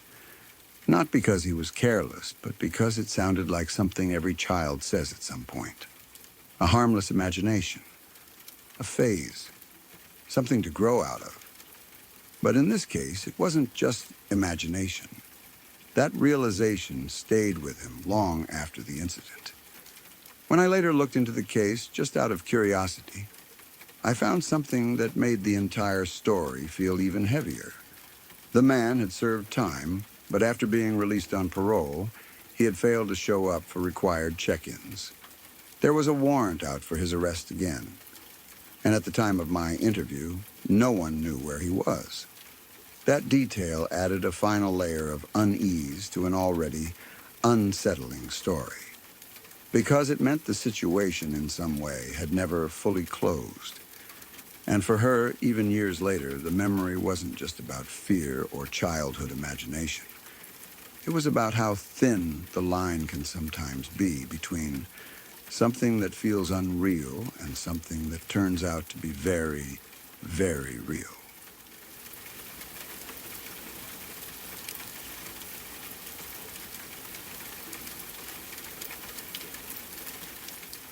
When I was very young, my mom and I were living in a small, single-wide trailer in a rough trailer park. Life wasn't easy for her back then. She was a single mother trying to hold everything together while working 2 jobs and attending cosmetology school after my dad left. Most of the time, she was running on very little sleep, constantly moving between work, school, and taking care of me. It was the kind of life where there was no real pause, just survival and routine. Because of her night shifts, I often stayed overnight at my aunt's houses. It became normal for me to switch between homes depending on her schedule. I didn't really question it at the time. That was just how life worked for us. Some nights I was with my mom, other nights with family, and then back again when she could pick me up. One morning, she picked me up from my aunt's house around 7 a.m., and we went back to our trailer. I still remember arriving that day. There was nothing obviously wrong, nothing that should have felt unusual, but something about it made me uncomfortable in a way I couldn't explain. It wasn't fear exactly, just a strange feeling I didn't understand as a child. I didn't want to go inside.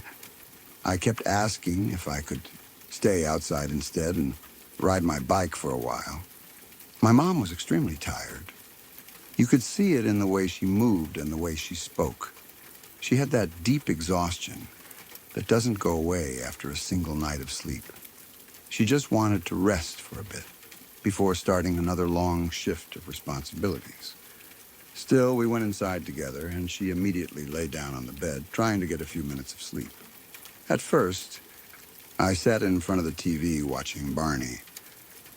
It was a quiet morning, the kind that feels normal in the moment and forgettable later. The room was dim, the TV played softly, and everything felt slow. But I couldn't settle. I kept going back and forth, asking if I could go outside and ride my bike. I was restless, full of energy, and not really aware of how exhausted my mom actually was. We usually kept my bike inside my room because outside wasn't safe. If it was left out, it would get stolen quickly. That was just another part of life there, something we accepted without question. After some time, I stopped insisting on going outside and instead asked if I could just lie next to her. I didn't want to be alone in another room, so I climbed into bed beside her. She didn't say much. She was half asleep already, only trying to rest while I stayed close. For a while, everything was quiet. Just the sound of the TV in the background and the stillness of the morning. Then something happened that I still can't fully explain, even after all these years. Out of nowhere, I told my mom that there was someone in my closet and that he wanted to hurt me. There was no build-up to it. I don't remember seeing anything, hearing anything, or even thinking about it before saying it. It just came out suddenly, like a complete thought that didn't belong to the moment. Even now, I don't fully understand where it came from. As a child, I wasn't exposed to anything that would have created that idea. But I said it with certainty, as if I truly believed it. My mom immediately sat up. She didn't laugh, dismiss it, or question why I would say something like that. She just reacted. In a calm but serious way, she got up and said she was going to check. I stayed on the bed while she walked toward my room. The house was quiet. Too quiet in a way that made everything feel sharper. I remember listening to her footsteps as she moved down the short hallway. When she reached the doorway of my room, something changed instantly. The closet door in my room was one of those folding ones. It wasn't fully open, but it moved slightly. Not a normal movement, not something caused by air or the house settling. It shifted in a way that immediately caught her attention, like something behind it was blocking or pressing against it. In that moment, everything felt different. The silence wasn't normal anymore. It felt heavy. What neither of us knew yet was that someone had broken into our home. A man had entered the trailer while my mom was away. He was not a random intruder. He had a criminal background and had skipped bail while awaiting a new trial. He had been watching our routine for several days, learning when my mom left and when she returned. He had studied the pattern carefully. waiting for a moment when the trailer would be empty long enough for him to get inside without being seen. At some point, he had entered the house and gone straight into my room. He didn't just hide anywhere. He deliberately chose my space. He even took my bike and placed it inside the closet with him, planning something far more disturbing. The idea was that I would eventually come into the room, look for my bike, and get close enough for him to act. He was still inside the closet when my mom opened the door. But something had gone wrong with his plan. The bike's spokes had gotten caught on the small metal parts at the bottom of the folding closet door. That small, accidental snag prevented the door from opening properly. It also trapped him inside long enough that he couldn't immediately react when my mom approached the room. That tiny mechanical detail, something completely random and unplanned, ended up becoming the barrier between him and her in that moment. The second my mom realized something was wrong, she reacted instantly. She didn't go further into the room. She stepped back immediately, came straight to me, grabbed me, and we ran out of the trailer without hesitation. There was no time to think or investigate. It was pure instinct and urgency. We got into the car and left as quickly as we could. From there, we called for help and reported what had happened. By the time authorities arrived, the man had already managed to escape. He was gone before they could catch him. After that day, the trailer never felt the same again, even when nothing was happening, even when it was just an empty space with normal furniture and familiar walls. Something about it felt changed. It wasn't something I could explain as a child, but I could feel it. The sense of safety that should have been there was no longer the same. As I grew older and learned more about what had actually happened, the weight of it became clearer. It wasn't just a strange memory anymore. It was a situation that could have ended in a completely different way if even one small detail had changed. If my mom had been asleep for a little longer. If I hadn't said anything at all. If the closet had opened normally. So many small things aligned in a way that no one could have planned or predicted. And for me, even now, the memory carries a quiet, lingering impact. Not just because of what happened, but because of how close it came to becoming something irreversible. And how something as simple and random as a stuck bike part ended up changing everything without anyone ever realizing its importance in the moment.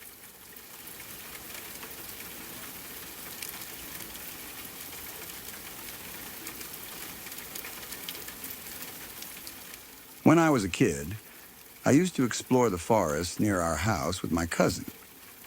Thinking about those days now feels strange, almost like they didn't fully belong to the life I'm living today. It's like remembering a different version of myself, one that didn't understand how quickly ordinary moments can turn into something you never forget. The forest was located on a hill not too far from where we lived. From a distance, it always looked calm and even beautiful in its own quiet way. Tall trees stood closely together, their tops moving gently with the wind. The paths were uneven and sometimes hard to follow, but sunlight would still find its way through the branches, landing in soft patches on the ground. From afar, it almost felt inviting, like a place where nothing could really go wrong. But that impression always changed the moment you stepped closer. The deeper you went, the more the forest started to feel different. The ground became rougher, the silence heavier, and the trees seemed older and more tired. There were strange depressions scattered across the land, some small like shallow bowls in the earth, and others so large that standing at the edge made it hard to see what was at the bottom. We didn't understand everything about them back then, not in the way adults would. Later we learned they were remnants from bombs dropped during the world wars in Germany. But as children, we only understood the basics. They were not natural. They were not safe. and they were not something you should fall into. Still, knowledge like that doesn't stop children in the way adults might expect. It doesn't always create fear strong enough to keep you away. Instead, it blends with curiosity, with imagination, and with the feeling that maybe you will be careful enough to stay safe. That combination is powerful when you're young. It makes danger feel like something you can observe rather than something that can actually affect you. So we kept going back.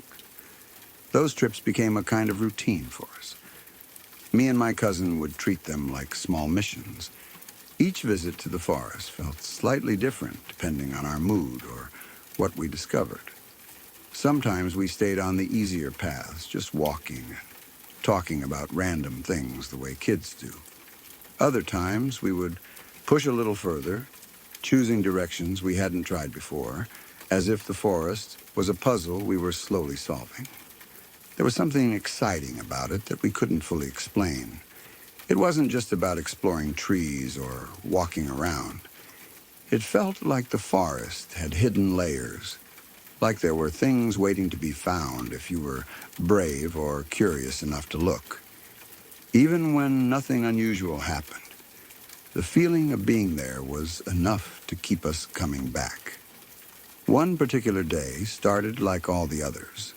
The weather was calm, the forest quiet, and we were walking without any real plan. We were talking about small things at first, laughing about something that probably doesn't even make sense anymore, when I think about it now. The usual comfort of familiarity was there, that feeling that nothing unexpected would happen. But that changed when something caught our attention. At the bottom of one of the deeper craters, we saw something that didn't belong there at all. It was a backpack. At first, it didn't fully register in our minds. It stood out immediately, but our brains needed a moment to understand why. Everything around it looked old, rough, and natural in a way that only untouched places can be. Dirt, broken stone, wild grass growing in uneven patches. But the backpack looked completely different. It seemed modern, clean, and strangely intact, as if it had only recently been placed there. It didn't match the environment at all. We just stood there for a few moments, staring down without saying anything. It was one of those silences that happens when something feels slightly off, but you don't yet understand why. Our first thoughts were simple and logical in a childlike way. Maybe someone had dropped it. Maybe another kid had been here. Maybe it was just forgotten. But the longer we looked, the more uncomfortable it felt. The crater itself wasn't easy to reach. The slope leading down was steep and unstable. Loose soil and small rocks shifted even when we only moved slightly at the edge. It gave the impression that the ground had no intention of staying in place if you trusted it too much. The backpack sat at the bottom like it was waiting, completely still, but in a way that made it feel strangely distant. We started talking about it, both of us trying to figure out what it could be.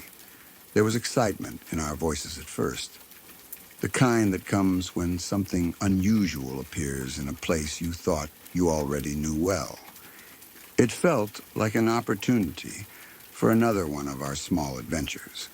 Something slightly risky, but interesting enough to pull us in. After a bit of hesitation, we tried to step down just a little, only enough to understand how difficult it would be. The moment our feet touched the slope, the ground shifted under us. Small stones rolled away quickly, disappearing further down the crater. It wasn't stable at all. Every movement felt uncertain, like the earth itself could give way without warning. That changed everything instantly. We stopped and went back up without needing to say much. Once we were safely at the top again, we just stood there, looking down at the backpack in silence. It still hadn't moved. It still looked strangely out of place, sitting in a spot that felt both close and unreachable at the same time. We kept thinking about what to do. Part of us still wanted to try again, maybe come up with a better way to reach it. But another part of us, the quieter and more careful part, started to understand that it wasn't worth the risk. It wasn't just a simple slope. One wrong step could easily turn into something dangerous. After a while of standing there and debating, we made a decision that felt reasonable at the time. We would come back later with something safer, maybe a rope, or anything that could help us get down without risking a fall. It felt like the responsible choice. The backpack wasn't going anywhere, and in our minds, waiting a day didn't seem like it would change anything. So we left. The walk back felt normal again, like the moment at the crater had already been filed away in our minds as something we would handle later. We went back to talking, slowly shifting our attention to other things. By the time we reached home, I had already felt like just another small part of our day, nothing urgent or alarming. That night, I remember thinking about it only briefly before falling asleep. I imagined how we might go back the next day, how we would solve the problem of getting it safely. There was no sense of fear, no feeling that something was wrong. It was just another unfinished curiosity sitting in the back of my mind. But the next morning brought something completely different. We heard a news report. A backpack had been found in the forest. Inside it were human remains. The report said it was discovered by a man who had been walking his dog. The dog had behaved strangely near one of the craters, refusing to move forward and reacting in a way that made the owner stop and pay attention. It kept pulling, barking, and focusing on a specific direction, as if something there was disturbing it. Eventually, the man followed the dog's behavior and investigated the area more closely. That decision led him down into the crater, and that is where he found the backpack. The same one we had seen the day before. Hearing that felt unreal. It was difficult to connect the calm memory of us standing at the edge, debating whether to come back later with something so serious and final. The place that had felt like a simple childhood exploration suddenly became something else entirely, something heavy and unsettling. We never returned to that forest again after that day. What stayed with me wasn't just the shock of the news, but the realization of how close we had been to something we didn't understand at all. At the time, it had felt like curiosity. Just two kids exploring. I'm making small decisions based on excitement and imagination. But looking back now, it feels different. It feels like we were standing at the edge of a moment we didn't have the awareness to fully grasp. A moment where a simple choice, something as ordinary as deciding to come back later, ended up separating us from something far more serious than we could have imagined. There was no dramatic warning, no obvious sign telling us to leave, just a quiet decision made in passing, followed by walking away without realizing what was truly there. And somehow, that was enough. It turned what could have become a very different memory into something that stayed only as a strange, unsettling reminder of how unpredictable life can be, especially when you are too young to understand what you are really looking at.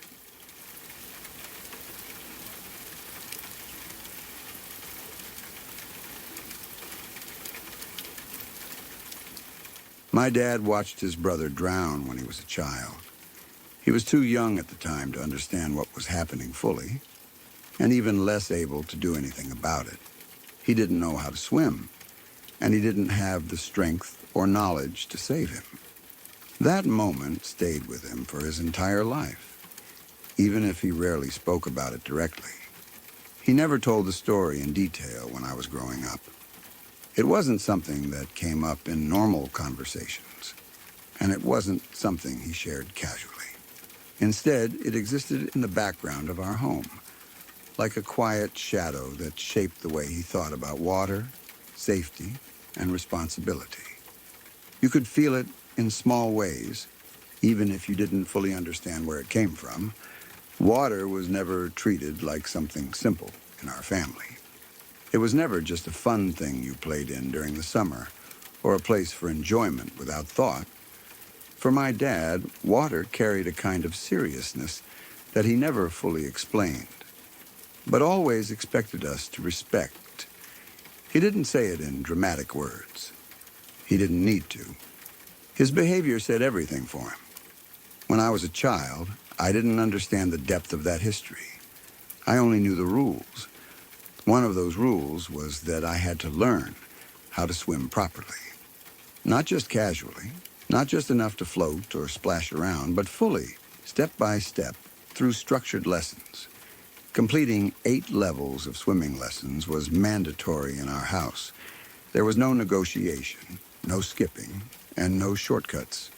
It was treated like something as important as school itself. At the time, it just felt like another responsibility. Something my dad insisted on because he believed it was important. Like brushing your teeth or doing homework, it was simply part of life. I didn't question it much. I just followed it. The swimming lessons took place in a public pool not far from where we lived. I still remember the smell of chlorine when you first walked inside, sharp and clean in a way that felt slightly uncomfortable at first. The sound of water hitting the sides of the pool, the echo of voices bouncing off tiled walls, and the constant movement of instructors calling out instructions created a strange kind of environment that felt both organized and overwhelming. When I started, I was nervous in a way I couldn't fully explain. It wasn't fear exactly, just uncertainty.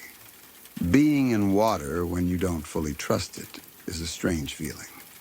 Even shallow water can feel deeper than it really is when you don't feel in control. The first few levels were simple. Learning how to float, how to move your arms, how to kick your legs without panicking. The instructors were patient, repeating instructions calmly, guiding us step by step. Other children around me were going through the same process, some more confident than others. I remember watching them and trying to figure out how they made it look so easy. But for me, it never felt completely easy. There was always a small tension in the background, something I couldn't name at the time. I think now that it might have been connected to my dad's insistence, even though I didn't know the full reason behind it yet. It felt like this wasn't just a skill I was learning. It felt like something more serious was attached to it, even if no one said it out loud. As the levels increased, the lessons became more challenging. We moved from basic floating to actual swimming techniques, breathing control, and longer distances. There were moments when I felt proud, especially when I managed to complete a length of the pool without stopping. Those moments felt like small victories, like I was slowly building something important within myself. But there were also moments of discomfort, times when I swallowed water, lost rhythm, or panicked slightly in deeper sections. The instructors would always help, guiding us back to calmness, reminding us to breathe and stay steady. Over time, I learned to trust the process, even when it felt difficult. My dad would sometimes come to watch from the side of the pool.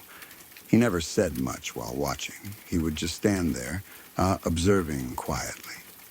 His expression was hard to read, but there was always a seriousness in his eyes that I didn't fully understand back then. He wasn't like the other parents who smiled or waved. He was focused, almost distant, like he was watching something far beyond the present moment. After each lesson, he would simply ask how it went.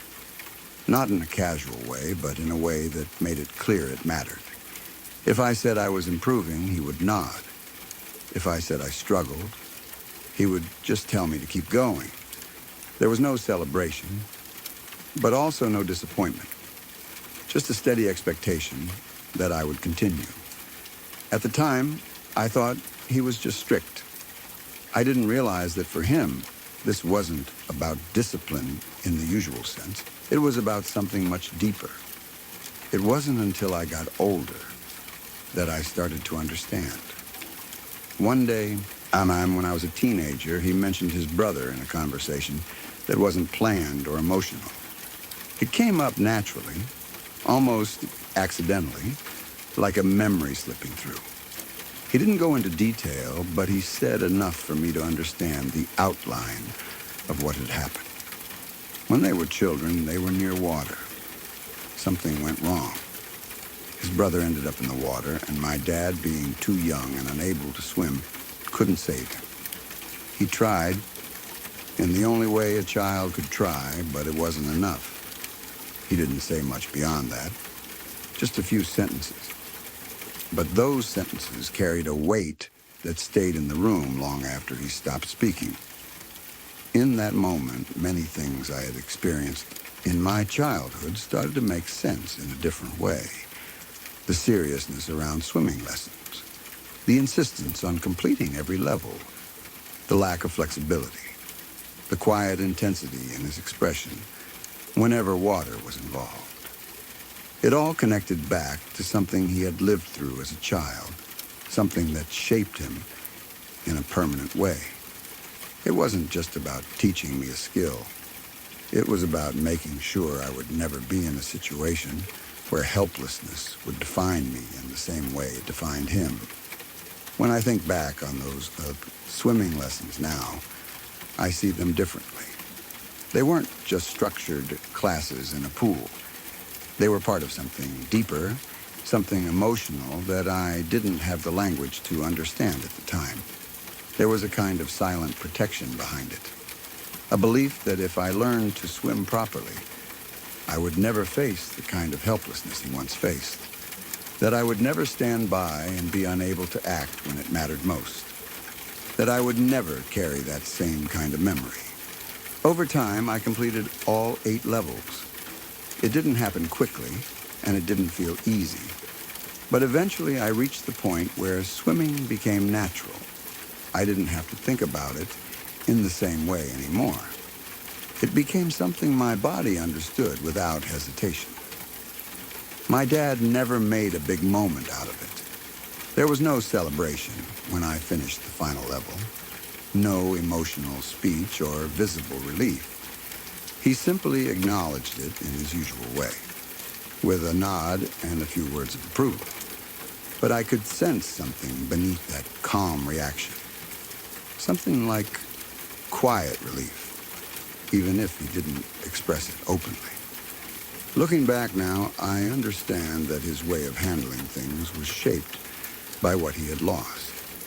He didn't talk about it often, but it influenced how he saw responsibility, safety, and preparation for life. He turned that experience into action, into structure, into something that could protect instead of just hurt. As I grew older, I started to appreciate that more deeply. Not just the lessons themselves, but the reason behind them. It wasn't about control or strictness. It was about trying to make sure that history didn't repeat itself in the same painful way. Even now, whenever I'm near water, I think about it differently. Not with fear, but with awareness. I understand that it demands respect, attention, and care. I understand that skill matters, and that preparation can make the difference between helplessness and control. But beyond that, I also understand something else. I understand that some lessons are not just taught in classrooms or pools. Some lessons are passed down quietly through experience, even when they are never fully spoken aloud. They shape the way people raise their children, the choices they make, and the rules they insist on without always explaining why. For my dad, learning to swim wasn't just an activity. It was something tied to memory, loss, and the hope that I would never have to experience what he once did. And for me, it became something I carried forward without even realizing at first.